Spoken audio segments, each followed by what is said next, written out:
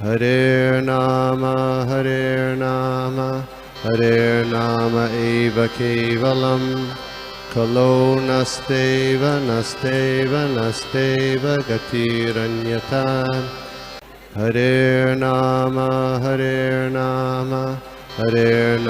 eva kevalam, kalo nasteva nasteva nasteva gatiranyata.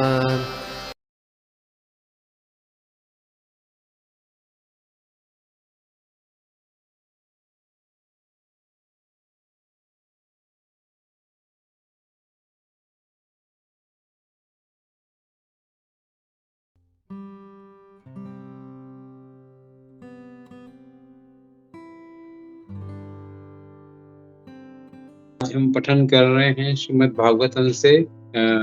श्लोक संख्या है, स्कंद है दूसरा, श्लोक संख्या है 9 और स्कंद है दूसरा और 9वां अध्याय है और चौथा श्लोक है। अध्याय का जो शीर्षक है वो है श्री भगवान के वचन का उदाहरण देते हुए प्रश्नों के उत्तर। तो पहले जो है, प्रभु can we start the class? जी प्रभु जी। यस माता जी।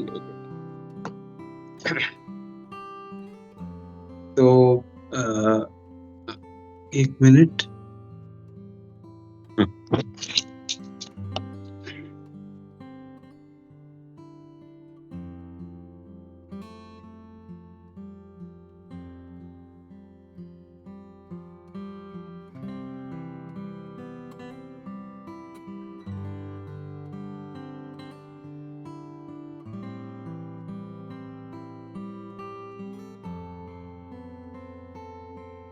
हरे कृष्णा।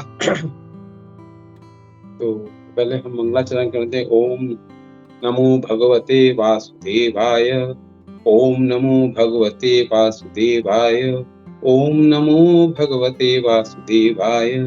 नारायणं नमस्कृत्य नरं चैव नरोत्तमं देवीं सरस्वतीं व्यासं ततो जयमुदीरये। नष्टप्रायेषु भद्रेषु नित्यं भागवत सेवया भगवती उत्तम श्लोके भक्तिर्भवति नैष्ठकी। तो श्लोक जो है दूसरा स्कंद 9वां अध्याय और श्लोक संख्या है 4। तो श्लोक इस प्रकार से है। आत्म तत्व विशुद्धि अर्थम यद आह भगवान ऋतम ब्रह्मणि दर्शयन् रूपम अव्यलिकावृताधृत। और इसका जो translation, His Divine Grace A.C. Bhaktivedanta Swami Srila Prabhupada, Jai Srila Prabhupada. O King, the personality of Godhead, being very much pleased with Lord Brahma because of his non-deceptive penance in Bhakti Yoga, presented his eternal and transcendental form before Brahma, and that is the objective goal for purifying the conditioned soul. इस छोटे से जो कहते हैं अपना translation के अंदर श्रील प्रभुपाद और इस श्लोक के माध्यम से बहुत सारी चीजें हैं जिसको हम समझने का प्रयास करेंगे। तो शुरू करने से पहले हम गुरु और उनका आश्रय ले लेते हैं। ओम अज्ञान तिमिरान्धस्य ज्ञानांजन शलाकया चक्षुर उन्मीलितं येन तस्मै श्री गुरुवे नमः। श्री चैतन्य मनोभीष्टं स्थापितं येन भूतले स्वयं रूप कदा मह्यं ददाति स्वपदान्तिकं। नमो विष्णुपादाय कृष्णपृष्ठाय भूतले श्रीमते भक्ति वेदांत स्वामिनिति नामिने। नमस्ते सारस्वते देवे गौरवाणी प्रचारिणे निर्विशेष शून्यवादी पाश्चात्य देशिकारे। जय श्री कृष्ण चैतन्य प्रभो नित्यानंद श्री अद्वैत गदाधर श्रीवासादि गौर भक्त वृंदा। हरे कृष्ण कृष्ण कृष्ण हरे हरे, हरे राम राम राम हरे।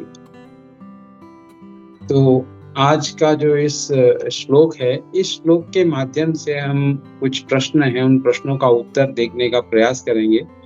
और ये श्रील प्रभुपाद ने अपने लेक्चर्स के अंदर बहुत स्पष्टीकरण से, बहुत ही सिंपल वे से हमको समझाने का प्रयास किया है।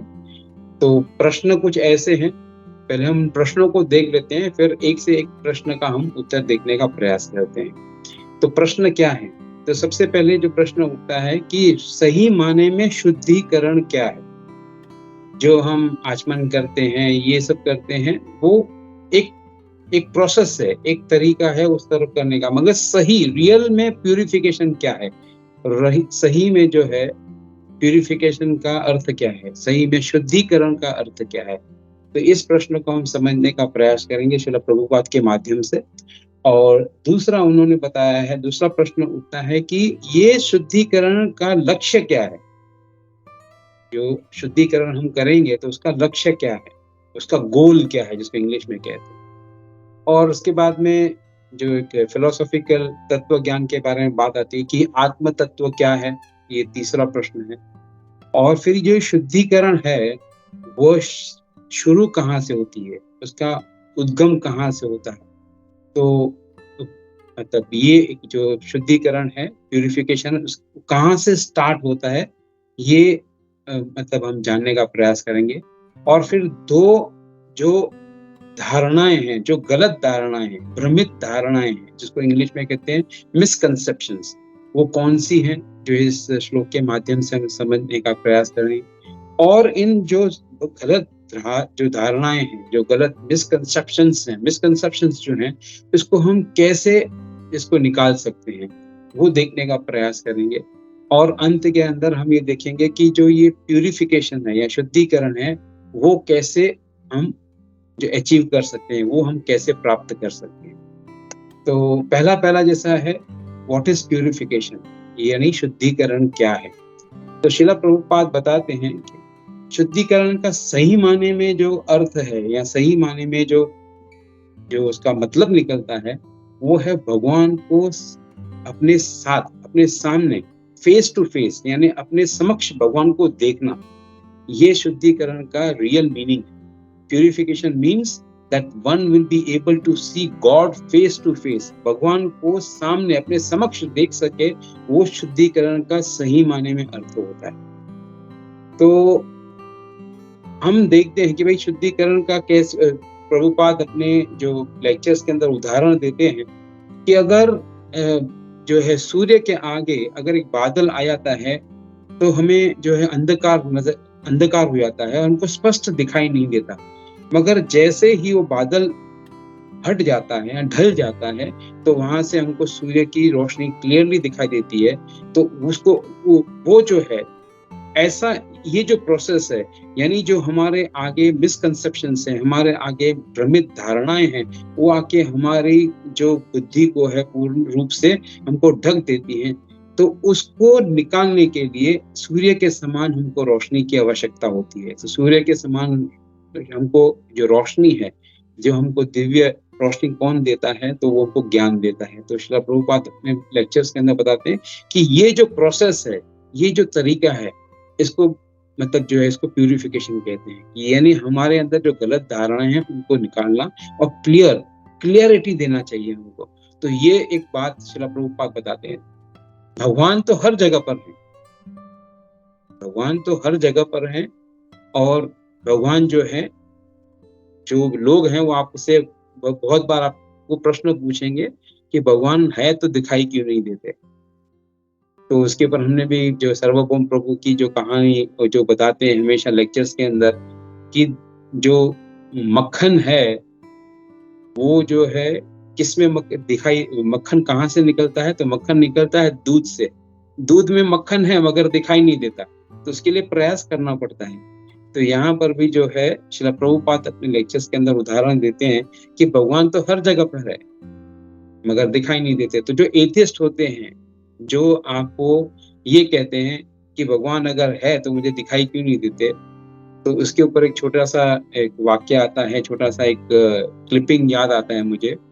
एक भक्त गया था नाई की दुकान पर, और नाई की दुकान पर गया तो वो नाई जो है वो बाहर जो है दुकान के बाहर शीशे का उसका जो दरवाजा था उसके बाहर देखता है तो बहुत सारे लोग हैं, कोई जो है मतलब पीड़ित है, कोई बीमार है, और कोई जो है जो भीख मांग रहा है, कोई तकलीफ के अंदर है। तो नाई जो है, नाई की हमेशा आदत होती है कि जो भी उसका कस्टमर होता है, जो ग्राहक होता है, उसके साथ में वो चर्चा करता रहता है, कुछ ना कुछ बातें करता रहता है। और ये इसकी वजह से वो फिर एक की इन्फॉर्मेशन वो दूसरे को देते हैं। तो जैसे शोले पिक्चर के अंदर बताया गया था हरिनाम नाई, वो क्या करता है, इधर की इन्फॉर्मेशन उधर देता है, उधर की इन्फॉर्मेशन इधर देता है। तो ठीक उसी तरह इसको हम यहाँ पर ले आते हैं। तो यहाँ पर जो नाई है, वो नाई जो है इसको कहता है, किसको कहता है, नाई कहता है अपने ग्राहक को कि मैं जो है ना भगवान में नहीं मानता, अगर भगवान होता तो इतने लोग पीड़ित क्यों हैं, इतने लोग दुखी क्यों हैं, इतने लोगों को मतलब इतना कष्ट क्यों है। तो जो भक्त था वो भक्त वहां पर बैठा रहा, उसने उस समय पे कुछ नहीं कहा। थोड़े समय के बाद में भक्त ने उसको उत्तर दिया, अरे मैं तो कहता हूँ कि नाई नहीं होते। तो वो जो है नाई बोलता है, ऐसे कैसे कह सकते हो तुम नाई नहीं होते। तो बोलते देखो बाहर इतने लोग जो यंग लड़के घूम रहे हैं, उनके इतने बड़े बड़े बाल हैं, इतने बड़े बड़े, उनकी दाढ़ी बड़ी हुई है, आधी दाढ़ी निकली हुई है, दाढ़ी भी नहीं बरोबर उन्होंने बनाई है। तो मैं तो कहता हूँ जो है नाई होते ही नहीं है। तो उन्होंने कहा नाई होते हैं। तो नाई जो है वो जरा जो गुस्से में आ गया, वो कहता क्या बात करते हो, नाई तो होते हैं, देखो मैं तुम्हारे समक्ष खड़ा हूँ। तो बोलता है तो देखो अगर नाई होते हैं तो फिर ये सब लोगों के बाल क्यों इतने बड़े हैं, इनकी दाढ़ी क्यों बड़ी हुई है, तो इसका मतलब नाई नहीं होते। तो वो कहता नहीं नाई होते हैं, वो लोग यहाँ पर हमारे पास हजामत कराने के लिए नहीं आते। तो ठीक उसी तरह तो भक्त ने उसको उत्तर दिया कि भगवान तो हैं, मगर हम प्रयास नहीं करते हैं उसको समझने का, और हम भगवान से प्रार्थना नहीं करते, हम भगवान के पास जाते नहीं हैं। तो ठीक उसी तरह जो लोग हैं जिनके बड़े बड़े बाल हैं, दाढ़ी है, वो नाई के पास नहीं आते।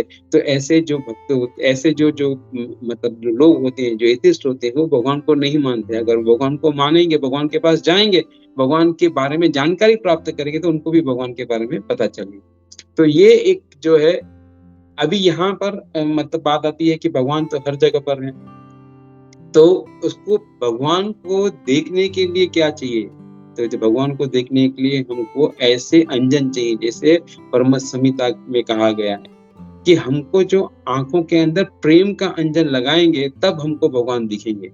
तो ये प्रेम का अंजन कैसे मतलब स्टार्ट हो, मतलब हम प्रेम का जो अंजन है वो कहाँ से शुरू होता है।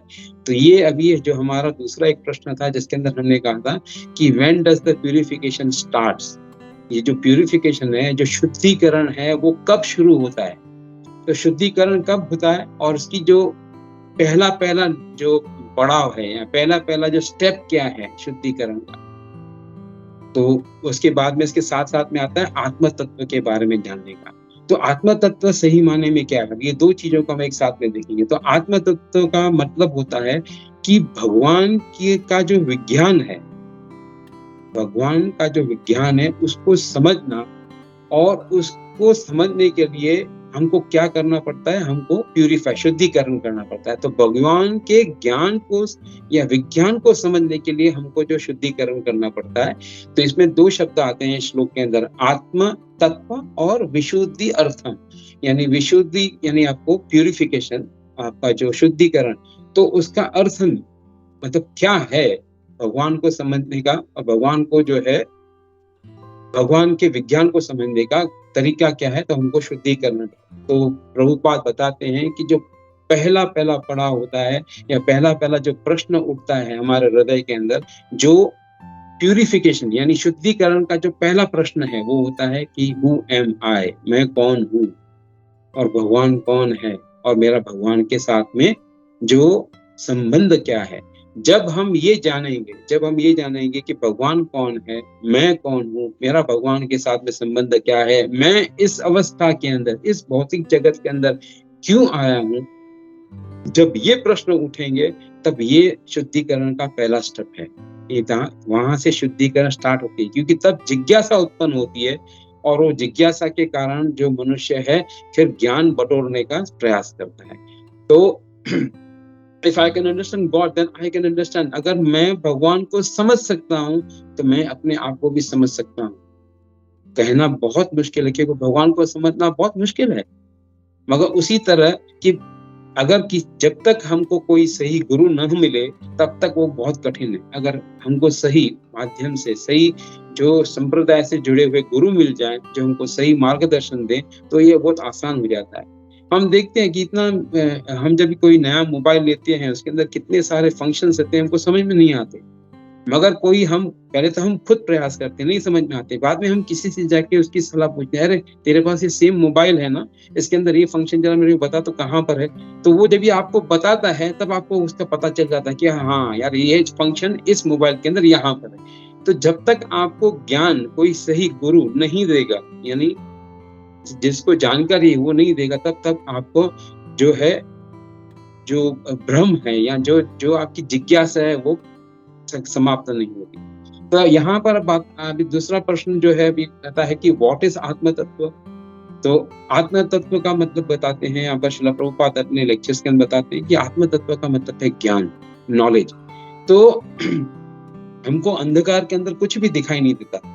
हमको स्वयं का हाथ, अगर बहुत गहरा अंधेरा है तो हमको स्वयं हमारा हाथ दिखाई नहीं देता, हमारे पैर नहीं दिखाई देते, हम कहाँ चल रहे हैं वो दिखाई नहीं देता, हम कहाँ किसी गड्ढे में, और हमेशा हमको डर लगा रहता है कि हम किसी गड्ढे में या किसी खड्डे के अंदर हम गिर जाएंगे। तो ये एक डर लगा रहता है, ये हमारी स्थिति है। क्यों ऐसी स्थिति है? क्योंकि हमारे पास ज्ञान नहीं है। और ज्ञान को कैसे कंपेयर किया गया है? तो होता है ज्ञान को कंपेयर किया है लाइट के साथ में, नॉलेज के साथ में। तमसो मां ज्योतिर्गमय, हे भगवान आप मुझे अंधकार से जो रोशनी की तरफ ले आए। ओम अज्ञान तिमिरांधस्य ज्ञानांजन शलाकया, आप ज्ञान का जो मुझे जो है ज्ञान दो मुझे, ताकि उस ज्ञान की रोशनी से जो है मेरा अंधकार, जो तिमिर है, अंधकार है, उससे मैं बाहर निकल सकूं। उससे बाहर निकलने के लिए मेरी जो ये स्थिति है उससे मैं बाहर निकल सकूं। तो बोलता आत्म तत्व का मतलब होता है कि जो अंधकार से हमको ले आए, जो लाइट है, जो ज्ञान है, ज्ञान का मतलब है आत्म तत्व, आत्म को जानना। In order to clean we have to hear from Bhagwat. बोलते भगवान के बारे में, भगवान के बारे में अगर जो सुनना है, अगर रियल प्यूरिफिकेशन चाहिए, जो सही माने में शुद्धिकरण चाहिए, तो हमको भगवान से सुनना चाहिए। अभी भगवान जो है उन्होंने अपने जो हमको गुरु दिए जो भगवान के समान ही हैं, क्योंकि हम जो जितने भी गुरुजन हैं जो संप्रदाय से जुड़े हुए हैं, उनको हम भगवान की जो है पोजीशन देते हुए हम उनसे ज्ञान बतलाते हैं, क्योंकि उन्होंने साक्षात्कार किया हुआ है, भगवान का साक्षात्कार किया हुआ है, तो उससे हम ज्ञान लेते हैं। तो वो ऑलरेडी भगवान से सुनना है या भगवान के शुद्ध भक्तों से सुनना। तो ये हम जब भी अगर इसको हम समझने का प्रयास करें तो सिंपल सा एग्जांपल श्रील प्रभुपाद बताते हैं भगवत गीता का। होता है भगवत गीता के अंदर पहले भगवान क्या कहते हैं? भगवान कहते हैं तुम शरीर नहीं हो, असोचानन वसोचस्तम प्रज्ञावादान सुभाष से। तो वो वहां पर क्या कहते हैं? तो पहले तो जब भी अर्जुन जब अपने सब प्रश्न उनके सामने प्रस्तुत करता है, तो पहले जो भगवान है उसकी जो भगवान है वो क्या करते हैं? उसकी चेस्टाइज करते हैं, उसको एक तरह से जो है ना बातों से उनको पछाड़ते हैं। किसको? अर्जुन को। अर्जुन को कहते हैं कि उसकी चेस्टाइजमेंट करते हैं। क्यों करते हैं? क्योंकि भगवान उसको कहते हैं कि तुम जो है ये शरीर नहीं हो। पहले तो ये ऐसी तरह से उनको, और तुम बड़े बड़े ज्ञानी की तरह बात कर रहे हो, मगर तुम मूड जैसे हो, क्योंकि तुमको ये शोभा नहीं देता कि तुम अपने आप को शरीर के साथ में कनेक्ट कर रहे हो। तो पहले तो तुम शरीर नहीं हो। तो ये ज्ञान जो है भगवान देते हैं। ऐसे ही हमारे जो आचार्य गण हैं, हमारे जो गुरु है, वो हमको समझाते हैं। तो ये आत्म तत्व का ज्ञान हमको कहाँ से मिलता है? तो आत्म तत्व का ज्ञान हमको गुरु से मिलता है। उसके बाद में भगवान जब ये उनकी चेस्टाइजमेंट होती है अर्जुन की, तो अर्जुन बाद में क्या कहते हैं? शिष्यस्ते हम साधि माम त्वाम प्रपन्नम। तो हमको भी अगर कुछ ज्ञान प्राप्त करना है तो हमको पूर्ण रूप से समर्पित होना पड़ेगा। समर्पित कैसे होना पड़ेगा? समर्पित अर्जुन की तरह समर्पित होना पड़ेगा कि हम अर्जुन जैसे अर्जुन ने कहा शिष्यस्ते हम साधि माम त्वाम प्रपन्नम, तो उन्होंने ऐसे कहा, ठीक उसी तरह हमको भी पूर्णतः से जो है हमको सरेंडर होना पड़ेगा। हमको जो गुरु की है उनको शरण लेनी पड़ेगी। तो जब एक जो गुरु है, जब आपकी चेस्टाइजमेंट करता है, जब वो आपको पथाड़ता है, जब आपको मतलब आपको सुधारने के लिए आपको जो सही मार्गदर्शन बताता है, तो वो जरा कठोर बन जाते हैं। तो इसके बारे में जो है चाणक्य पंडित कहते हैं, पुत्रम च शिष्यम तदा येन न तु ललायेत। बोलते हैं कि पुत्र वो पछाड़ने के लिए, उसको पथाड़ने के लिए हमेशा पिता, और जो शिष्य को पथाड़ने के लिए हमेशा गुरु तैयार रहते हैं। ऐसे नहीं है कि वो उनको नहीं चाहते या उनसे प्रेम नहीं करते, मगर अगर हम, यानी एक पिता है, अगर पुत्र की हमेशा सराहना करेगा, उसको ग्लोरीफाई करेगा या उसको बोलेगा हाँ बेटा एकदम ठीक कर रहा है, तो उससे क्या हो जाता है कि उससे वो जो बच्चा है वो भ्रमित हो जाएगा, वो पथ भ्रष्ट हो जाएगा। यानी उसको ऐसा लगेगा अभी तो मुझे सब आ गया, जबकि उसको कुछ पता नहीं होता। अगर हम थोड़ा भी बच्चा ठीक करता है तो इसका मतलब नहीं है कि हम उसको उसकी सराहना करें, नहीं, उसको पछाड़ना है, उसको नहीं तुमने ठीक नहीं किया, ऐसे नहीं, ऐसे करना चाहिए। तो कहने का मतलब है कि यहाँ पर वो क्लियरली बताते हैं कि अपने बच्चों की भी जो पिता, माता उसको स्नेह दे सकती है, मगर पिता का कार्य यह बनता है, माता उसको जो है, जैसे जिस तरह घड़ा होता है, घड़ा जब हम घड़ा जब बनता है तो मिट्टी कैसे होती है, मिट्टी एकदम मुलायम होती है, तो उसको कितने हल्के से उसको जो है एकदम जो कुम्हार होता है वो कैसे उस मिट्टी को आराम से उसको शेप देता है, उसको एक रूप देता है, एक मटके का रूप देता है। वो मिट्टी एकदम मुलायम होती है, उसकी अपनी उंगलियों से, उसकी जो उंगलियां होती है उसमें कितनी शफा होती है, उसमें कितनी एक जो है नरम होती है कि उस मिट्टी को सही रूप से उसका जो है शेप देता है। मगर उसको सही माने में जो घड़े का काम है वो करने के लिए उसको कहाँ डाला जाता है, भट्ठी में डाला जाता है, उसको ओवन में डाला जाता है, जहां पर उसको तपाया जाता है। वो तपने के बाद में वो घड़ा, जो मिट्टी है वो घड़ा बनती है, और वो घड़ा जो है सही माने में किसी भी कार्य के अंदर काम आ सकता है, पानी के लिए, भरने के लिए या किसी और कार्य के लिए।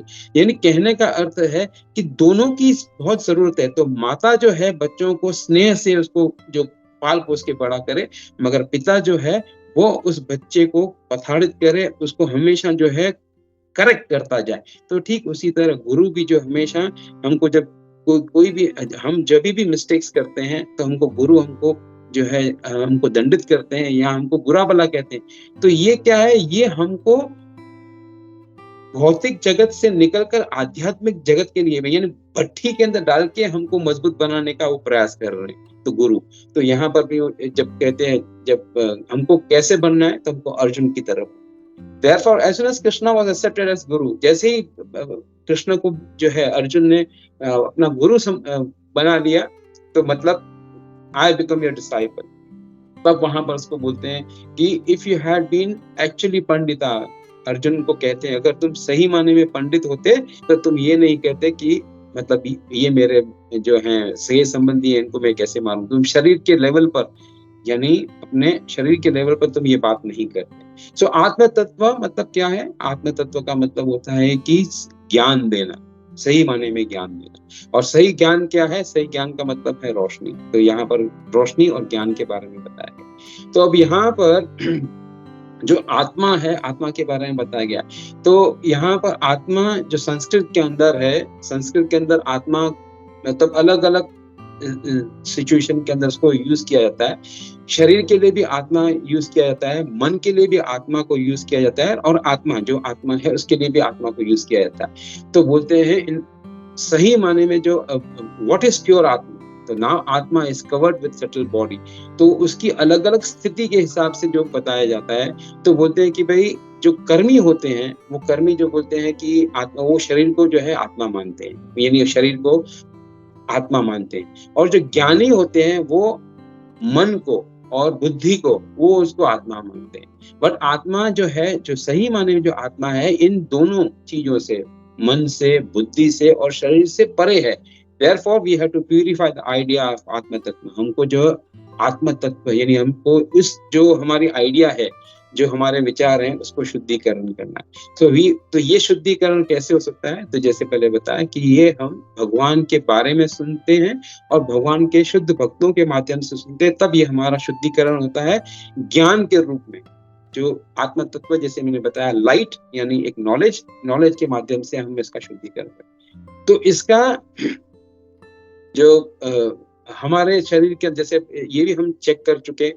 तो इस श्लोक के अंदर फिर बाद में दो जो मिथ्या धारणाएं बताई गई, जिसको इसमें बताया गया रॉन्ग कंसेप्शंस या मिसकंसेप्शंस बताए गए, वो दो चीजों के बारे में, आत्मा और जीवात्मा के लिए।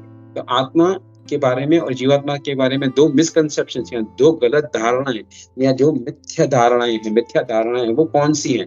तो उसके अंदर जो पहले बताते हैं कि जीवात्मा की भ्रांत धारणा, भौतिक शरीर को शुद्ध आत्मा के रूप में पहचानना।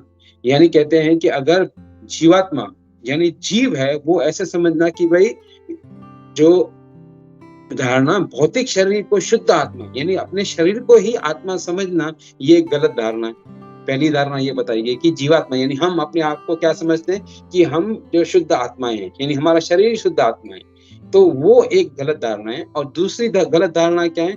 परमात्मा को समझना, परमात्मा को क्या समझना? हमारे जैसा समझना, अपने जीवात्मा के समक्ष समझना, अपने आप को परमात्मा और आत्मा जो हम अपने जीव को दोनों को एक समान समझना। तो ये जो गलत धारणा है, इन गलत धारणाओं को कैसे हम रिमूव कर सकते हैं? तो बोलते हैं वो कैसे, श्रील प्रभुपाद अपने लेक्चर्स में बताते हैं कि उसको हम भक्ति योग के माध्यम से कर सकते हैं। तो भक्ति योग के माध्यम से कैसे हो सकता है? तो वहां पर श्रील प्रभुपाद उदाहरण देते हैं कि अंधकार के अंदर हमको हमारा शरीर नहीं दिखाई देता, हमको कुछ भी दिखाई नहीं देता, मगर जब सूर्य के सामने हम खड़े रहते हैं तो न केवल हम अपने आप को देख सकते हैं, हम सूर्य को भी देख सकते हैं। यानी सूर्य जो है उसको अगर हम एग्जाम्पल के माध्यम से हम समझने का प्रयास करें तो हम और मतलब हम अलग हैं, सूर्य अलग है, और हमको पूर्ण रूप से क्लियरिटी दिखाई देता है। और डिटेल्स में जाएंगे तो हम सूर्य के लोक के अंदर जाएंगे तो सूर्य नारायण के भी दर्शन कर सकते हैं। तो यहाँ पर श्रील प्रभुपाद बताते हैं कि जो अंधकार से निकलने का ये तरीका है, और ये दो जो भ्रांतियां हैं, जो गलत धारणाएं हैं, इनको कैसे हम छूट सकते हैं। फिर आगे यहाँ पर बताते हैं कि भाई अगर Sukadeva Goswami therefore says that the purification of both wrong conceptions the Lord presented him in eternal form.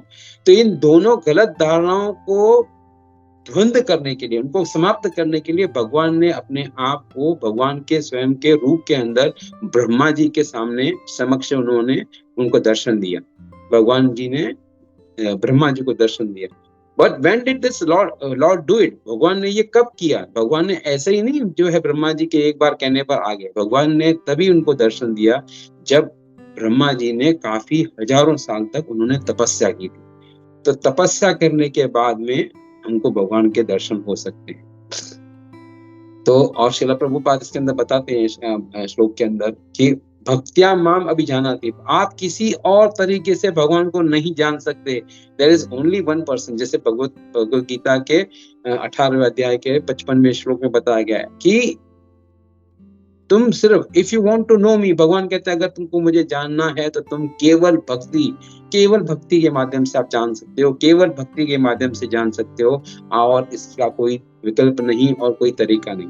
Because without full surrender, जब तक आप पूर्ण रूप से समर्पित नहीं होंगे तब तक आप जो है भगवान को नहीं जान सकते। तो भक्ति योग therefore requires little तपस्या। अभी भक्ति योग के लिए आपको क्या तपस्या करनी है वो भी हम समझा दें। 4 जो नियम है उनका पालन करना है, उसके बाद में जो हमको एकादशी के व्रत को जो रखना है, उसके बाद में ये सब छोटे छोटे जो है तपस्या ही हैं, ये सब तपस्या है। तो कहते हैं भगवान इतने कोई सस्ते नहीं है। प्रभुपाद हमेशा एक स्टेटमेंट देती है, don't make God look very cheap. आप ऐसे मत समझो कि भगवान बहुत सस्ते हैं, आपको आसानी से मिल जाएंगे। नहीं, भगवान को प्राप्त करने के लिए आपको तपस्या करनी पड़ती है। तो श्रील प्रभुपाद उदाहरण देते हैं, अगर आपको धीरूभाई अंबानी से मिलना हो, तभी यहाँ पर नहीं है, अगर आपको मुकेश अंबानी से भी मिलना हो तो मुकेश अंबानी से मिलने के लिए भी आपको पहले प्रयास करना पड़ेगा। तो एक जो साधारण सा व्यक्ति है उसको मिलने के लिए आपको इतना प्रयास करना पड़ता है, तो आप तो जो परमात्मा से मिलने के लिए, भगवान से मिलने का आप प्रयास कर रहे हो, तो उसके लिए थोड़ी बहुत तो आपको जो है तपस्या करनी पड़ेगी। तो ये जो शास्त्रों के अंदर बताया गया है कि तपस्या करनी पड़ेगी, मगर क्या ये जरूरी है कि भाई तपस्या मतलब इतनी कठिन हो? तो बोलते हैं कि इस कलयुग के अंदर तपस्या के लिए जो है बहुत ही सिंपल बना दिया है चैतन्य महाप्रभु ने। हरे नाम केवल कलो नास्ते व कहते रहने का। इतना सिंपल कर दिया, इतना सिंपल भगवान ने कर दिया कि मतलब खाली भगवान का नाम लो, भगवान का नाम लो और आप जो है भगवान को प्राप्त कर सकते हो। यानी अगर हम ऐसे कहें कि अगर पूरा दिन जो है मुकेश अंबानी का नाम लो, आपको मुकेश अंबानी मिल जाएगा, तो वो नहीं मिलना है, वो आपको नहीं मिलना है, क्योंकि वो भौतिक जगत के अंदर है और उसको प्राप्त करने का कोई मतलब भी नहीं बनता। आप वो चीज को मांगो, उस चीज को मांगो जिसके अंदर सब कुछ है। तो जैसे वो सर्वभौम प्रभु उदाहरण देते हैं और वो कहते हैं कि भाई जो 1000 का नोट होगा तो 1000 के नोट के अंदर 10 का वैल्यू भी है, 50 का भी वैल्यू है, 100 का भी वैल्यू है, 200 का भी वैल्यू है, 500 का भी है और 1000 का भी है। तो आप 1000 के नोट के पीछे जाओ ना, ये छोटी छोटी चीजों के पीछे क्यों जा रहे हो? तो भगवान है जो षट ऐश्वर्य से संपन्न है। ऐसे जो आपको चाहिए वो वहां पर मिल जाएगा, मगर हमको वो लेके करना क्या है? हमको वो लेके कुछ करना नहीं है, क्योंकि वो सब जो भी है यहीं पे धरा का धरा रह जाएगा। हमको भगवान की केवल भक्ति चाहिए। तो भक्ति, फिर श्रील प्रभुपाद बताते हैं कि भक्ति कैसे प्राप्त होगी। तो भक्ति प्राप्त होगी 9 विधा जैसे भक्ति है, तो श्रवणम, कीर्तनम, इसके बारे में बताया गया। तो अगर एक भी, आपको ऐसा नहीं कि आपको सब के सब 9 मार्ग उठाने, आप एक श्रवणम कर लो। तो बोला यहाँ पर बताते हैं कि जो परीक्षित महाराज हैं वो सिर्फ श्रवण से उनको उनकी प्यूरिफिकेशन हो गई। तो देखिए प्यूरिफिकेशन कैसे होती है। जो ये 9 विधा भक्ति है उसमें से किसी भी एक का खाली आप सहारा ले लो। 9 कर सकते हो तो बहुत ही अच्छा है, मगर अगर 9 नहीं कर सकते हो, एक के पीछे लग जाओ। और एक के पीछे ऐसे लग जाओ जैसे बोलते हैं ना कि भाई मतलब ऐसे चिपक जाओ कि वो आप मतलब फेविकोल की, जैसे फेविकोल की एडवर्टाइजमेंट आती है कि उसको आप उखाड़ ही नहीं सकते हो, तो उसको तोड़ना पड़ेगा। मतलब भगवान के साथ में आपको आप जुड़ जाओ तो आपको कोई भी अलग ना कर सके, आप ऐसे बन जाओ। तो वहां पर आपको क्या बनना है? तो भगवान के कोई भी एक जो है मार्ग ले लो, कोई भी एक मार्ग। तो बोलते हैं श्रवणम से। तो श्रवणम से देखिए परीक्षित महाराज का जो है वो उनका प्यूरिफिकेशन होगा। कीर्तनम से सुखदेव गोस्वामी महाराज का कीर्तनम से, क्योंकि वो भगवान की कीर्तन कर रहे थे, उनका जो है शुद्धिकरण हो गया। तो ऐसे ही बोलते हैं कि अगर आप अर्जुन का कैसे जो है शुद्धिकरण हो गया? सिर्फ भगवान का फ्रेंडशिप, भगवान का साख्यम जो भाव है उसके साथ में, मतलब भगवान के हम हमेशा जो है आप डिपेंडेंट रहो कि मैं पूर्ण रूप से आप पे डिपेंडेंट हूँ, मैं आपके ऊपर पूर्ण रूप से शरणागत हूँ। जब आप शरणागत होगे, जब पूर्ण रूप से शरणागत होगे, तो आप भगवान के धाम में जा सकते हो और भगवान का दर्शन कर सकते हो। और यहाँ पर यही बताया गया है श्लोक के माध्यम से कि शुद्धिकरण भी आपकी कैसे करनी है। तो शुद्धिकरण इन 9 जो प्रकार के मतलब बताए हैं, 9 विधा भक्ति बताई गई, उस 9 विधा भक्ति के अंदर अगर हम रम जाएंगे, उस तक वो किसी भी एक के अंदर भी। दास्यम के बारे में बताया गया है। दास्यम के बारे में हम देखे हैं, हनुमान जी को ले लो, जो भी, हाँ, जैसे भगवान कुछ भी इंस्ट्रक्शंस देते हैं, इंस्ट्रक्शंस देने की भी जरूरत नहीं पड़ती। भगवान ने सिर्फ विचार करते हैं तो हनुमान जी को पता चल जाता है और वो कार्य करने के लिए हमेशा तत्पर रहते हैं। तो आपने हमेशा देखा होगा कि हनुमान जी का जो मतलब हमने जो चित्र देखे हैं, जो भी मतलब उनको जो उनकी जो व्याख्या की गई है, तो हनुमान जी कैसे बैठते कैसे हैं, उनका जो एक घुटना होता है वो जो है जमीन पे लगता है, और दूसरा जो पैर है, वो पैर का पंजा जो है वो हमेशा जो जमीन पर रहता है। यानी एक घुटना जो जमीन पर टच होता है और दूसरा जो उनका पंजा, पैर का पंजा है, वो जमीन पर रहता है। यानी वो हमेशा इतने तत्पर रहते हैं कि जैसे ही अगर भगवान के मन में कोई इंस्ट्रक्शंस आया, इनको कुछ चाहिए, तो उठकर इमीडिएटली उठ सके। यानी वो 2 घुटनों पर भी नहीं बैठते, वो एक घुटने और एक पैर के ऊपर, यानी तुरंत उठकर वो कार्य कर सकते हैं। ऐसे हमने भगवान हनुमान जी के चित्र देखे हैं, हनुमान जी की जो व्याख्या की गई है। तो दास्य यानी कहते हैं कि 9 विधा भक्ति के अंदर से कोई भी एक मार्ग ले लो, आप भगवान, आपकी शुद्धिकरण हो जाएगी और आप मतलब भगवान को प्राप्त कर सकते हो। सो इसके अंदर यहाँ पर तो फिर इसके अंत में this Bhagwat is written for hearing. और यहाँ पर श्रील प्रभुपाद बताते हैं कि जो भागवतम है, तो भागवतम सुनने के लिए, भागवतम सुनने के बाद में उसके ऊपर, जैसे हमने कल देखा था, जैसे गोपी मनोहर प्रभु ने बताया था कि UAE, पहले तो हमको क्या करना है। तो हमने क्या पहले सुना था, किसी को पता है?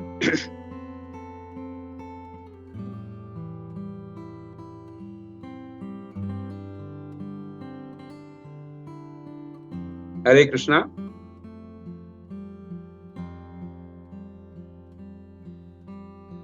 चलिए, इसके बारे में हम बात नहीं करेंगे। तो कहने का अर्थ ये है कि अच्छा, इसके बाद में एक दूसरा मुझे श्लोक याद आता है, भगवद गीता के 5वें अध्याय का 17वां श्लोक, 5:17। तो 5:17 के अंदर बताया कि जो भी मिसकंसेप्शंस है, जो भी हमारी गलत धारणाएं, जो भी हमारे मन के अंदर जो विचार आते हैं, उनका शुद्धिकरण कैसे होता है, वो उस भगवद गीता के 5वें अध्याय के 17वें श्लोक में बताया गया है। तो उसमें क्या कहते हैं, जब आप पूर्ण रूप से, उसका एक्रोनिम मैंने बताया था अपने पिछले क्लासेस के अंदर, उसका एक्रोनिम है फर्म, FIRM। FIRM का मतलब क्या होता है कि आप जब अपना पूर्ण रूप से faith, F stands for faith, intelligence यानी I, R stands for refuge और M स्टैंड्स फॉर माइंड। जब आपका जो है faith, intelligence, refuge and mind पूर्ण रूप से भगवान के अंदर लगा देंगे, पूर्ण रूप से भगवान के अंदर लगा देंगे, तो आपके हृदय के अंदर और आपके जीवन के अंदर जितने भी मिसकंसेप्शंस है, जो भी आप गलत धारणा है, वो पूर्ण रूप से समाप्त हो जाएंगी। तो इसी के साथ में मैं अपनी वाणी को यहाँ पर विराम दूंगा। और जब कोई अभी किसी को कोई प्रश्न पूछना है या किसी को कोई ऐड करना है जो मैं मिस कर गया हूँ, तो प्लीज डू ऐड दैट। हरे कृष्ण।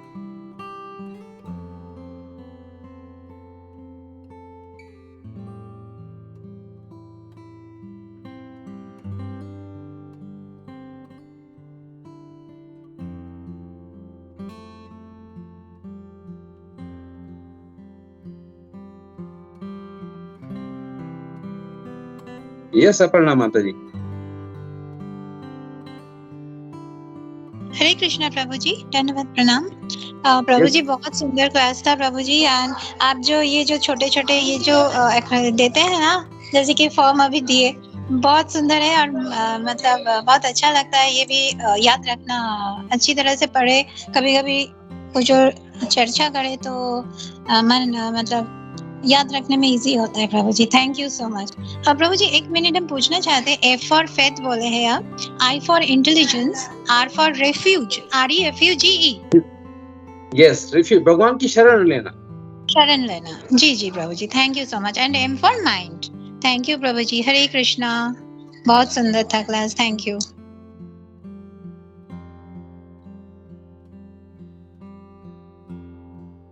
सुजाता माता जी, आई थिंक उन्होंने हाथ उठाया। यस माता जी। हरे कृष्ण प्रभु जी, दंडवत प्रणाम प्रभु जी। बहुत ही सुंदर क्लास था, बहुत अच्छा लगा प्रभु जी। सारे आपने हार्ट टचिंग पॉइंट्स बता दिए प्रभु जी। और मेरे को पूछना था, आपने UTI का जो गोपी मनु प्रभु ने कल बताया था, वो वापस एक बार बोल सकते क्या, क्योंकि कल मेरा क्लास मिस हो गया था और आपका क्लास बहुत सुंदर था प्रभु। और ये जो फॉर्म जो आपने बताया, वो रिलेटेड मीन्स अपना जो शरणागति है उससे रिलेटेड है ना प्रभु जी? यस माता जी, इसमें 4 चीजें बताई गई हैं। आपका पूर्ण भगवान में विश्वास होना चाहिए, फेथ। इसके बाद में इंटेलिजेंस, इंटेलिजेंस है आपकी बुद्धि, और R यानी रिफ्यूज यानी आपकी पूर्ण रूप से शरणागति, और M स्टैंड्स फॉर माइंड। तो ये चारों चीजें जब आप पूर्ण रूप से भगवान में लगा दोगे, तो आपके अंदर जितने भी कल्मश हैं, जितने भी अंदर मिसकंसेप्शंस हैं, जितनी भी गलत धारणाएं हैं, वो पूर्ण रूप से समाप्त हो जाएंगी। और यूई का बारे में जो कल बात हुई थी, तो गोपी मनोहर प्रभु ने बहुत सुंदर तरीके से बताया था कि हमको भागवतम जो है सिर्फ पढ़ना नहीं है, हमको जो भागवतम है पढ़ना नहीं है, और मैं भी हमेशा कहता हूँ हमको भागवतम का अध्ययन करना है। तो पढ़ना और अध्ययन करना में दोनों में अंतर है। तो एक जैसा होता है, इंग्लिश में कहते हैं रीड, और दूसरा होता है स्टडी। तो रीड करना तो सिर्फ पढ़ना होता है, और अध्ययन करना यानी इसको पूर्णता से समझना। तो यू स्टैंड्स फॉर अंडरस्टैंडिंग और ए स्टैंड्स फॉर एप्लीकेशन। एक बार आपने भागवतम को पढ़ा और उसको समझा, तो अपने जीवन में उसको उतारना चाहिए, तो वो हो गया एप्लीकेशन। तो first you have to understand Bhagavatam, then you have to apply that, जो भी आपने समझा है उसको जीवन में, अपने जीवन में उसको उतारना है, अप्लाई करना है। उसके बाद में ये अभी ई का मतलब क्या होता है, जब आप भागवतम को पढ़ोगे, उसका ज्ञान आपने लिया और उसके बाद में आपने अप्लाई किया, तो ई क्या हो जाता है, तो इट इरेडिकेट्स, जो आपके जीवन के अंदर जितनी भी आपका जो ये इस भौतिक संसार से आपको छूटने का जो है ना एक मार्ग बन जाता है। तो वो, और and you are exempted from maya, तो UAE, understand, apply and you will be exempted from maya. माया से आप जो है परे हो जाओगे, माया से आप जो है, भगवान भी आपको जो है माया से माफ कर देंगे, आपसे अलग कर देंगे, भगवान अपने धाम में ले जाएंगे। तो भागवतम को पढ़ना, भागवतम को बाद में जो है अंडर अप्लाई करना, और उसको एग्जेम्प्टेड फ्रॉम माया। जब आप भगवान को, जब भागवतम को पढ़ने के बाद में अपने जीवन में उतारोगे, तो आपको भगवान जो है माया से भी दूर ले जाएंगे, अपने धाम में ले जाएंगे। तो ये कल बात हुई थी। Hare Krishna. Thank you so much प्रभु जी, बहुत बहुत धन्यवाद प्रभु जी। हरे कृष्णा, दंडवत प्रणाम। और प्रभु जी ऐसे ही शॉर्टकट बताते जाइए कि हम लोग ध्यान में रख सकते हैं जी। हरे कृष्णा।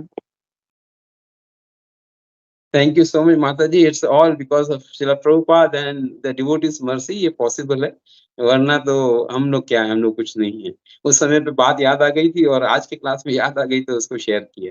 तो उसी पर जो है विश्वम्भर प्रभु ने ऐड किया था कि ऐसे बहुत सारे दूसरे भी हैं जो हम इसको शेयर कर सकते हैं क्लास के अंदर। उन्होंने तभी कहा था कि भाई नॉलेज, तो वो आज के विषय देखिए, तो अगर आप देखा जाए तो भगवान भी कैसे अरेंजमेंट करते हैं। कल का जो विषय था उसमें विश्वम्भर प्रभु ने बात की थी कि भाई ज्ञान के बाद में ज्ञान को हम अप्लाई कर सकते हैं, तो उसके ऊपर ही यूएई बना था।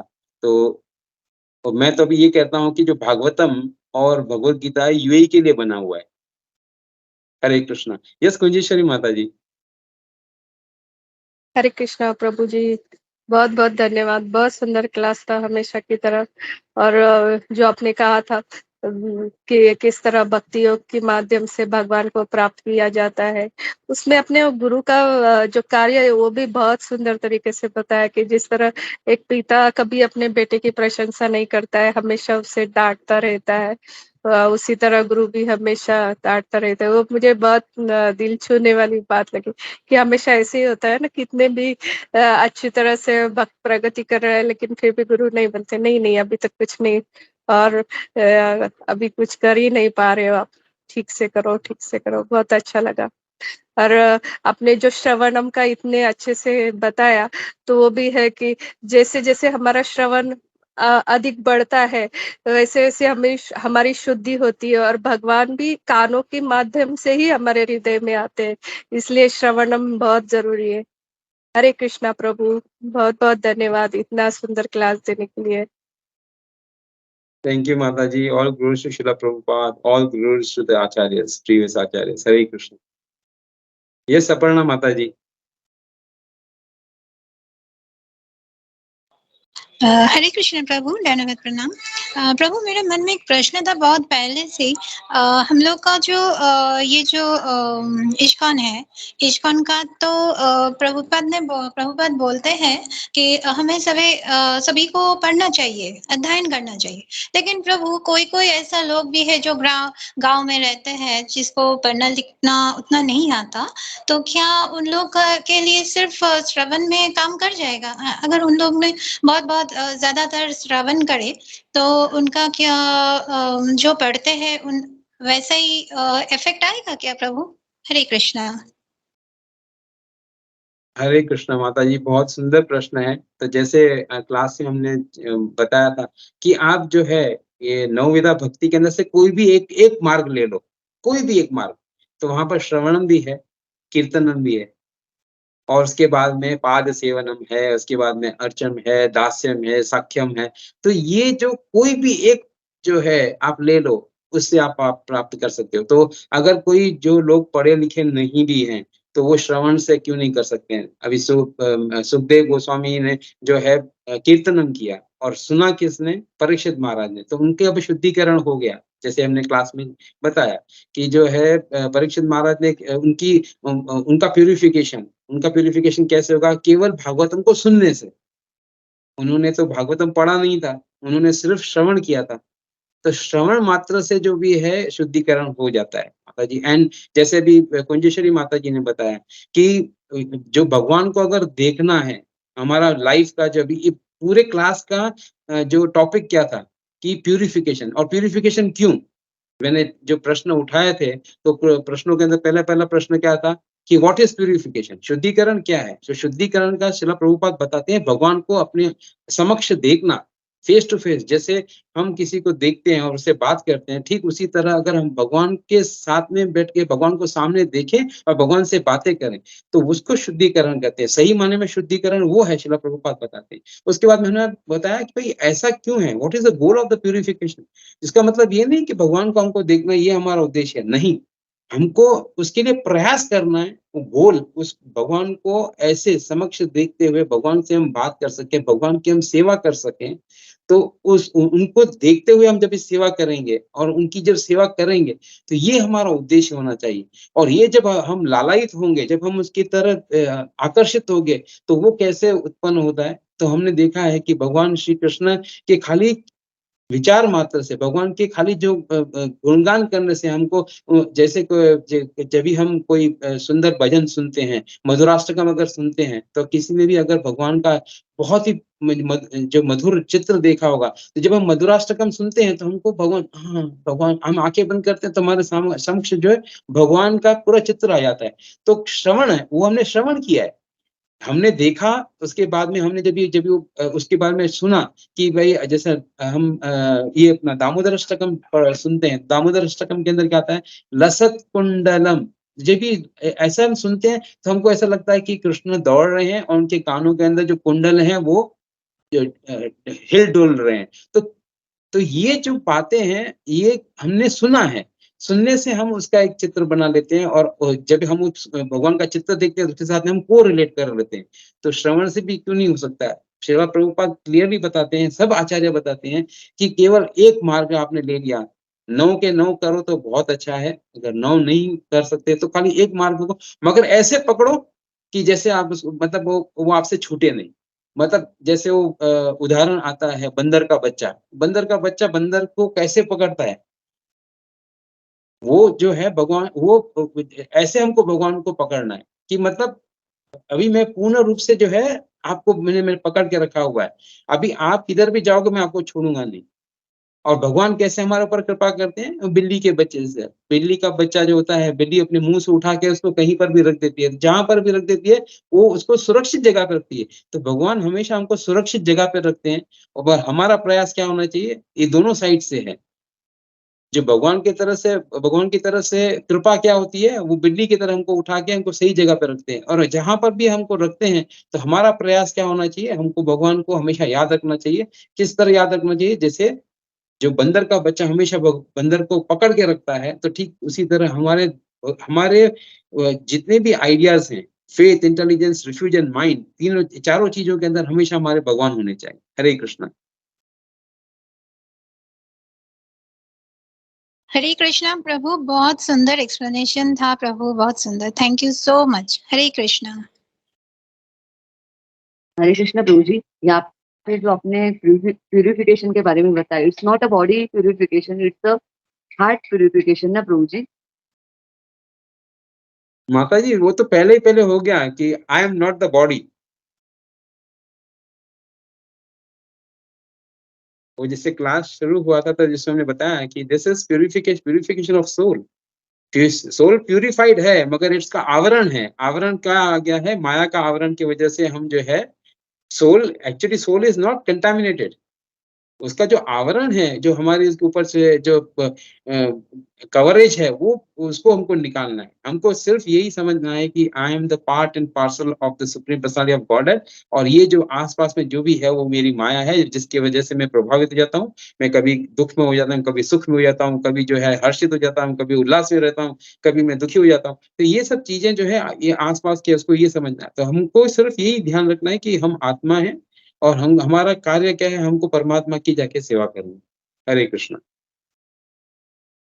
Okay, yes thank you so much प्रभु। यस सूरज प्रिया। हरे कृष्णा दर राम सभी को। बहुत सुंदर क्लास था उद्धव प्रभु का। और वो उद्धव प्रभु ने जो एक मतलब एग्जाम्पल दिया था एक सर्वभौम प्रभु जी का, उसी पे एक एग्जाम्पल उनका ही याद आता है कि जैसे हम हमेशा बोलते हैं भगवान को कि भगवान दया करो दया करो दया करो, तो सर्वभौम प्रभु बोलते हैं दया का उल्टा होता है याद। तो हम भगवान को याद करेंगे तो भगवान हमारे पे दया करेंगे, कृपा करेंगे। तो ये याद रखना बहुत ज़रूरी है। और दूसरा जैसे मुझे ऐसे ही शायद मे बी अलग पॉइंट होगा अगर कोई समझे तो, कि जैसे अपर्णा माता जी का सवाल था, तो उसपे मुझे एक जस्ट बात याद आ रही है कि हैंडीकैप जो लोग होते हैं, जो समझो सुनने में या देखने का जो भी होता है, लेकिन उनके लिए एक जो मतलब हैंडीकैप के लिए लोगों के लिए एक डब्बा होता है, लेकिन एक जगह होती है जहाँ से वो लोग चढ़ सके ट्रेन में। तो वहाँ पे जो देख नहीं सकते हो हैंडीकैप लोग, वो लोग के लिए ना एक आवाज़ आता है, पी, पी, पी, पी करके कंटिन्यू आवाज़ आता है, कि उनको पता चले कि वो उनकी भगवान एक बोलते हैं ना, एक अलग से वो देते हैं, तो वो जो आवाज़ होता है ना, वो सुनने के हिसाब से वो वहाँ पे जाके खड़े रहते हैं और वो अपने डेस्टिनेशन पे जाते हैं, वो सुन के वहाँ से चढ़ते हैं और आगे बढ़ते हैं। तो उसी तरह खाली वो उनके लिए वो जो आवाज़ होता है वो इम्पोर्टेंट होता है। तो उसी तरह हमारे लिए जो हमारे लिए मतलब जो भी लोग हों, ज जो प पढ़ना लिखना कुछ भी नहीं जानते हैं, लेकिन जैसे वो आवाज़ होता है वो हैंडीकैप लोगों के लिए इम्पोर्टेंट होता है, उसी तरह जो पढ़े लिखे होंगे नहीं, कुछ भी नहीं होंगे, उनके लिए महामंत्र इम्पोर्टेंट है। उनको भले कुछ भी नहीं आता हो, खाली वो महामंत्र जो सुनेंगे ना, क्योंकि वैसे भी हमारे इस्कॉन में सबसे बड़ी प्रायोरिटी, सबसे ज़्यादा प्रायोरिटी किसको दी गई है? हमारी चैंटिंग को, और हमारी चैंटिंग किसके ऊपर है? महामंत्र के ऊपर ही है। तो कोई भले पढ़ा हुआ नहीं हो, कुछ भी नहीं हो, लेकिन वो सुन सकेगा तो वो जो महामंत्र है, उसी पे ही वो पहले जैसे प्रायोरिटी है तो वो वही करेगा। तो ये मुझे एक एग्ज़ाम्पल याद आ रहा था। और एक बार किसी माताजी का एजेड माताजी है, उनका एक बार दामोदर देश में दुबई में एग्ज़ाम्पल दिया गया था, तो ऐसे ही मतलब 3-4 लोग खड़े थे तो कुछ बात हुआ था, तो बोला कि माताजी को है ना कुछ भी नहीं पता है। तो किसी ने बोला माताजी को कुछ नहीं पता है, माताजी को इतना पता है कि उनको महामंत्र पे वो जाप करना है, और वो अपनी जो जो चैंटिंग होती है या जो अपनी भक्ति होती है ना, वो बहुत सुंदर और अच्छे से करती है। तो कहने का मतलब ये है कि किसी को भले पढ़ा हुआ वो कुछ नहीं होगा, लेकिन वो महामंत्र सुनेगा, अपनी चैंटिंग के राउंड्स खत्म करेगा, वो ज़्यादा अगर जिसको जब ज़्यादा नहीं आता है ना, मतलब पढ़ा हुआ लिखा नहीं होगा ना, उसको समझाना बहुत ईज़ी होता है। तो वो मतलब कंपेयर टू समझदार को, तो वो है ना वो भी करेगा, और जो अपनी जो सेवा होगी ना, वो भी बहुत सुंदर तरीके करेगा। तो वो जो माता जी थी ना, उसका वाक़ई में ऐसा था कि मतलब वो बहुत भोली, सिंपल एकदम ही यानी से, लेकिन वो बहुत होशियार थी। मतलब नॉलेज उसको अपने हिसाब से भक्ति का बहुत था। कई बार ऐसा होता है कि पढ़े-लिखने का हिसाब नहीं होता है। जो आदमी सुन सकता है और बोल सकता है ना, वो कुछ भी कर सकता है। तो उसपे मतलब एक त त तभी किसी ने बोला कि है ना, "अरे माता जी है ना, भले पढ़ने के लिए इसमें जो भक्ति में है ना, पढ़ाई-लिखाई का इम्पोर्टेंट नहीं है, जितना ये बात का इम्पोर्टेंट है कि वो माताजी बहुत ही अच्छी सेवा करती है। उनकी सेवा हम देखें ना, इतनी सुंदर थी कि हम ब मतलब मैं कभी मेरे पास फ़ोटो होगा, मैं फ़ोटो बताऊँगी, और उसका भाव, उसका सुंदर वो प्रसादम इतना ज़बरदस्त बनाती थी, और अपनी मतलब वो बस वो सुन सकती थी और बोल सकती थी, तो उसका मतलब चैंटिंग के राउंड भी मतलब ज़्यादा और अच्छे से करती थी। तो इम्पोर्टेंट हो जाता है कि बड़े पढ़ाई-लिखाई का नहीं, लेकिन जिस तरह वो ब्लाइंड आदमी होगा ना, जो सुनने में या देखने में किसी भी हिसाब से वो अपने डेस्टिनेशन पे पहुँच जाते थे, वो पी की आवाज़ सुन के स्टेशन पे, उसी तरह किसी को कुछ भी भले नहीं आता होगा, लेकिन बस उनको वो उसकी जो उसको जो अपना महामंत्र आता होगा, उससे ही बस बोलते हैं ना दुनिया जीत लेंगे हम, ऐसे हो जाता है। तो मुझे ये जस्ट एग्ज़ाम्पल याद आया, तो मुझे बताना था। और उदय प्रेस प्रभु, थैंक यू सो मच, आपका क्लास बहुत ही अच्छा था। Thank you and Hare Krishna, दंडवत प्रणाम सभी को। यस मंजेश्वरी माता जी। ब्रजप्रिया माता जी बहुत सुंदर तरीके से कहा। सच में ऐसे ही होता है, जो भी भौतिक ज्ञान अर्जित करते हैं तो उन्हें वो समझ पाना बहुत मुश्किल होता है, क्योंकि उन्होंने भौतिक ज्ञान पहले से अर्जित किया होता है, ये करने से ही होगा। और जो अनपढ़ होता है, पहले से कुछ पढ़ा नहीं, और जल्दी से वो सब ज्ञान ग्रहण कर लेता है। उसमें से आप जब बोल रहे हैं तो मुझे वो साउथ इंडियन ब्राह्मण की कथा याद आ गई। उसने सिर्फ श्रवणम किया था और गुरु के ऊपर विश्वास रखा था, था और गुरु ने कहा था कि आप मंदिर में सबके सामने जाके भगवत गीता पढ़ो। उसे तो पढ़ना भी नहीं आता था, लेकिन गुरु की बात सुनी थी और उसने वो भगवत गीता वहाँ पर पढ़ रहा था। सब लोग उसके ऊपर हँस रहे थे, इसे तो ठीक से पढ़ना नहीं आता, वो मंत्र नहीं उच्चारण कर सकता है, सब लोग हँस रहे। लेकिन क्या हुआ, उसने सुना था और गुरु के ऊपर विश्वास रखा था, तो खुद महाप्रभु आके उसे पूछने लगे और महाप्रभु का दर्शन हो गया। इसलिए सिर्फ श्रवणम ज़रूरी है और गुरु की बात मानो, इससे आपको भगवान अवश्य मिलेंगे। अगर किसी को पढ़ाई-लिखाई भी नहीं आती है और श्रवणम करता है, तो वो भी बहुत ज़रूरी है। हरे कृष्णा। हरे कृष्ण माता जी, इस बहुत बहुत सुंदर एक्सप्लेनेशन। काश मैं भी इतना अच्छी तरह से आप लोगों को समझा सकता। और दूसरा एक इस बात के ऊपर एक बात याद आती है कि वो सर्वभौम प्रभु हमेशा एक लेक्चर में कहते हैं उनके क्लास के अंदर कि जो भी भौतिक ज्ञान अगर हम लोग ज़्यादा पढ़ पढ़ लिख लेते हैं ना, बहुत ज़्यादा पढ़ लेते हैं, बहुत ज़्यादा लिख लेते हैं, बहुत हमने कर लिया, भौतिक ज्ञान बहुत मिल गया, तो हमारा मोबाइल फुल हो जाता है। बाद में जो है ना, वो दूसरा कोई इसमें नंबर्स जाते नहीं है, उसमें होता है कि मेमोरी फुल आ जाता है। तो इसके लिए जो भक्त लोग हैं, जो मतलब इतने ज़्यादा उन्होंने उद्यम नहीं किया है भौतिक चीज़ों के लिए, उनका जो मोबाइल है वो खाली रहता है, तो उनके अंदर जो भी डालो, उनके अंदर जो भी आध्यात्मिक विषयों के बारे में चर्चा है या लेक्चर्स के बारे में डालो, तो वो उनका मोबाइल खाली रहता है, तो जल्दी से उसमें भर जाता है। मतलब उसके अंदर से वो ज जा जाके वो बैठ जाती है बात। बाकी जो भौतिक विषयों के अंदर जिन्होंने बहुत सारी जानकारी ली है, वो सब परेशान रहते हैं क्योंकि ऑलरेडी उनकी मेमोरी फुल है, तो दूसरा कुछ जाता नहीं है अंदर। हरे कृष्णा। हरे कृष्णा कुंजेश्वरी माता जी, बहुत अच्छे से आपने एक्सप्लेन किया, बहुत अच्छा लगा। और इवन उद्धव प्रेस प्रभु ने भी जैसे बताया, तो बोलने में मुझे तो बुरा लगता नहीं है। मैं मेरा ही एक एग्ज़ाम्पल दे सकती हूँ कि कितनी बातें ऐसी होती है जो मुझे अच्छा लगता है लेकिन याद नहीं रहता है। फॉर एग्ज़ाम्पल मुझे श्लोका पढ़ना अच्छा लगता है लेकिन मुझे याद नहीं रहते। तो कितना तो ऐसा होता है, लेकिन मैं पहले मुझे बहुत ऐसा होता था कि अरे यार मुझे ये नहीं आता है। लेकिन अब मुझे ऐसा लगता है कि भगवान का शुक्र है कि मुझे जितना भी आता है, उतना मैं अच्छे से कर पाऊँ, वो इम्पोर्टेंट है। फिर अपना चैंटिंग होगा, अपनी रीडिंग का होगा या अच्छा भोगा बनाना होता है। क्योंकि मैं हमेशा बोलती हूँ कि प्यार, प्रेयर्स और प्रसादम, वो बहुत 3 पी है। प्यार का पी, प्रेयर्स का पी और प्रसादम का पी। तो हमारे लिए, हम भक्ति में हैं, तो हमारे लिए प्यार सबको करना इम्पोर्टेंट है। फिर हम भक्ति में हैं, तो हमको प्रेयर्स करना इम्पोर्टेंट है। और हमें प्रसाद का पी फॉर प्रसाद, वो भी हमारे लिए बहुत इम्पोर्टेंट है। तो हम बस अच्छा भोगा बनाएँ और ऑफ़र करके वो प्रसादम बन जाए और हम खुद भी खाएँ और जितनों को खिला सकें। तो मैं पहले ऐसे होता था, लेकिन अब ऐसा होता है, मुझे भगवान ने जितनी भी अच्छी क्वालिटी दी है, तो मतलब हम तो बोलते ना, खा प्रसादम के थ्रू किसी के पेट में घुस सकते हैं, तो सबसे पहले तो हम कृष्णा को ही खुश कर लेंगे। तो मुझे ये बात, मेरा ही एग्ज़ाम्पल याद आ रहा था, मुझे ये ऐड करना था। Thank you so much and Hare Krishna, दंडवत प्रणाम।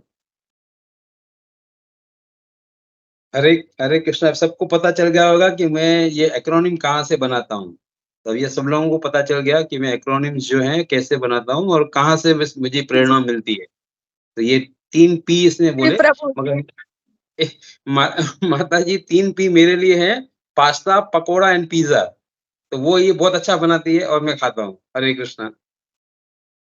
जी, जी प्रभु, हमें भी पता चला। यात्रा में लेके आए थे। हरे कृष्ण। माता जी इससे ये भी पता चल गया कि मेरी अनदर पी प्रेरणा भी यही है, जो मुझे प्रेरणा देती है कि तुम जो है ना ऐसे-ऐसे एक्रोनिम बनाओ। हरे कृष्णा। नहीं, नहीं, कृष्ण कृपा से उद्धव प्रेस प्रभु को अच्छे से ये इकोनॉमिक्स बनाते हैं और उल्टा मुझे उनसे सीखने मिलता है और काफ़ी लोगों को सीखने मिलता है, तो बहुत अच्छी बात है।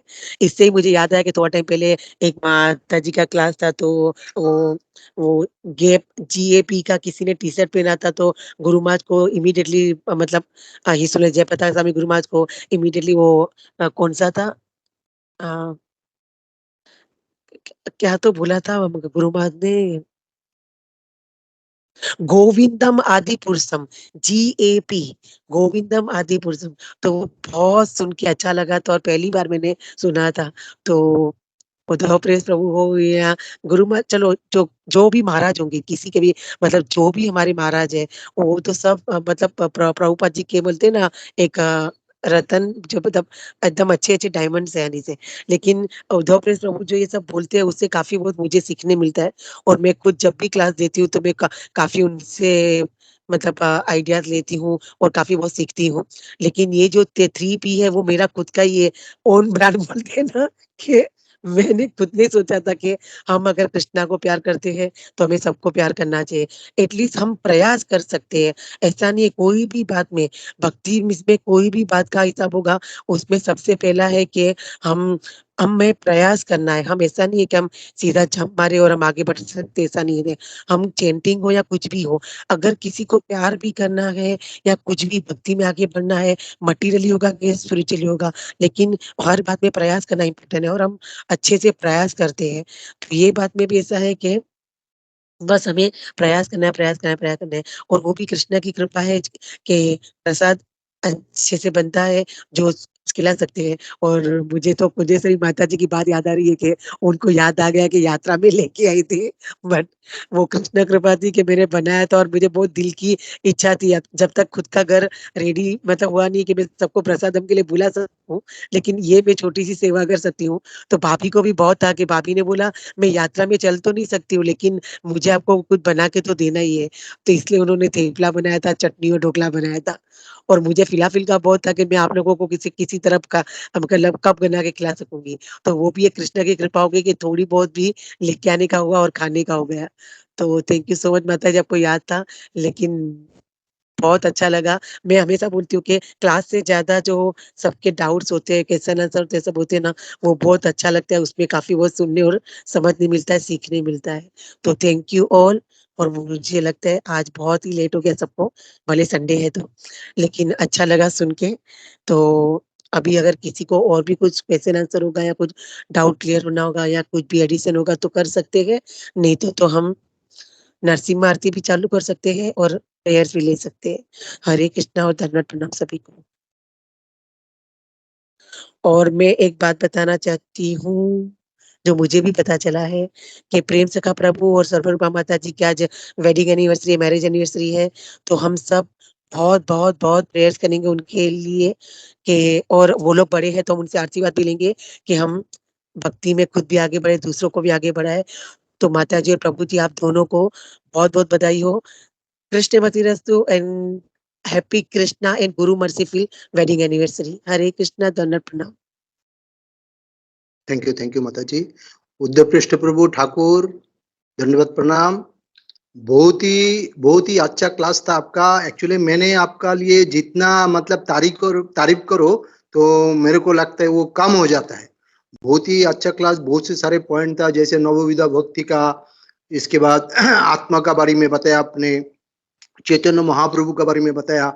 बहुत ही अच्छा क्लास था। एक्चुअली बात क्या होता है, हमारा अगर हम देखेंगे, हमारा इसी स्थिति में हमारा इतना सौभाग्य है, सौभाग्य होते हुए भी हमारा दुर्भाग्य है। इसीलिए हमारा जो चैतन्य महाप्रभु दिया हुआ इतना इजी प्रोसेस, सिर्फ एक कलियुग में हरे कृष्ण महामंत्र से हम हमारा भव सागर पार होता है। लेकिन हम लोग आजकल क्या होता है, हमारा कार्यों में, हमारा अपना जिंदगी में हमारा जीता रहता है। लेकिन एक कलियुग में जो इतना इजी प्रोसेस दिया, चलते फिरते खाते बहते सिर्फ हरिनाम से हम भगवत मतलब भव सागर पार हो सकता है। तो जो भी आए प्रभु आपका क्लास में, हर क्लास में नया नया कुछ सीखने को मिलता है। आज जैसे आपने बताया फार्म, हाँ बहुत ही अच्छा लग रहा है प्रभु। हर एक चीज मिलना मतलब सीखना मिलता है हर एक क्लास में। थैंक यू प्रभु, दंडवत प्रणाम। Hare Krishna. Thank you so much प्रभु। बहुत आपको बधाई हो आपके आज वेडिंग एनिवर्सरी पे। तो हम मिष्टी दही खाने कभी आए हमको बता देना प्रभु। हरे कृष्णा। मैं तो साल भर आप लोगों के इंतजार करते हैं, कब हमारा शुद्ध भक्त हमारा घर पे चरण रखेंगे और हम दही मिष्टी रसगुल्ला खिला पाएंगे प्रभु। आप कभी भी आ जाओ, ये घर आपका है प्रभु, मेरा नहीं है। आप जैसे शुद्ध भक्त का है प्रभु। हरे कृष्ण। आप लोग सब फैमिली सब आ जाओ यहाँ पे। हरे कृष्ण। हरे कृष्णा। इससे पता चलता है कि जो है ना, प्रेम सखा प्रभु का हृदय कितना बड़ा है।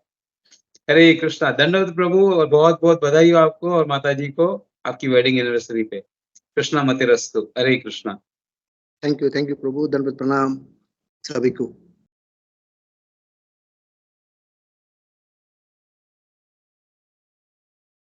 नरसिंह आरती किसका है आज? हरे कृष्ण। हरे कृष्ण माता जी, प्रभु जी सबको दंडवत प्रणाम। श्री श्री नरसिंहदेव भगवान की जय। नमस्ते नरसिंहाय